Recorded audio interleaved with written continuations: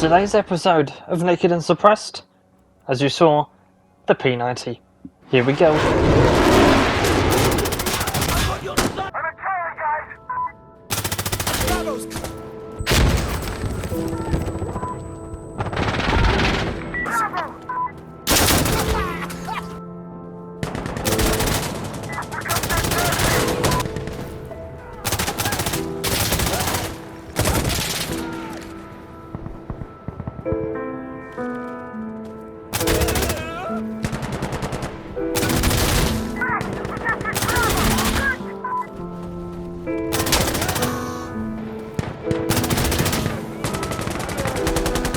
Where do I begin with the P90?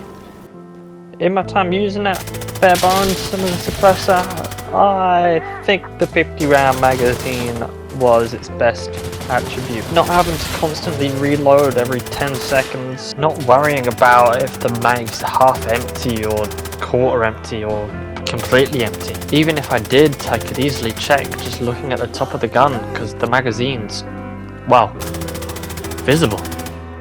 And speaking of ammunition, the 5.7 by 28mm that this gun uses, well, is pretty weak. I wouldn't say it's the best ammunition type, but it's the only gun that uses that ammunition, and it's perfectly balanced with the 50 round magazine that it comes with, and you know, the RPM, it spits out really quickly, so you can definitely get a lot of bullets down range. But in those close quarter combat, there are a lot of guns that will beat you for sure, and I would not recommend taking the P90 in close quarters.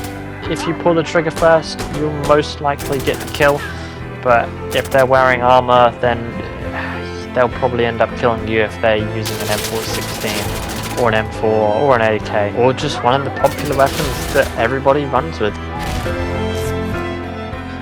Now let's talk about these iron sights. In some ways I love them, in some ways I hate them. They are quite blocky, and with the sporadic recoil that this gun has, where it just sort of squiggles up in an S-line, yeah, it's very hard to keep track unless you burst out, which I did sometimes, but not all the time, because, you know, full auto, it's always fun when you have 50 rounds in the magazine and just lays it down and just pull down on the trigger. It should be okay. Now, can you use this gun naked and suppressed? Yeah, I say you can do. Would I recommend the P90 as a choice though, as a gun in Insurgency Sandstorm? No, there's plenty other advisor weapons which cost less and you can easily run naked and suppressed, which I'll cover in further videos down the line. But yeah, I really wouldn't run the P90. It's not really a choice that I would go with. Every other gun seems to beat it out, especially in the visor. It costs a lot of credits as well. If you wanted to deck this gun out with attachments, it's going to be costing quite a lot, and with the grenades and everything else, yeah, I would stick away from this.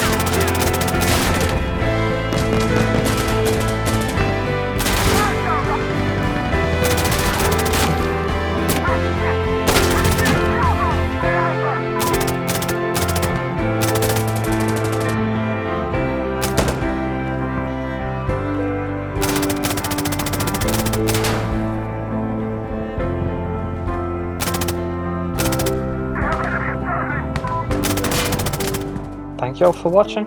Hope to see you in the next one. Don't forget to like and subscribe for more Naked and Suppressed.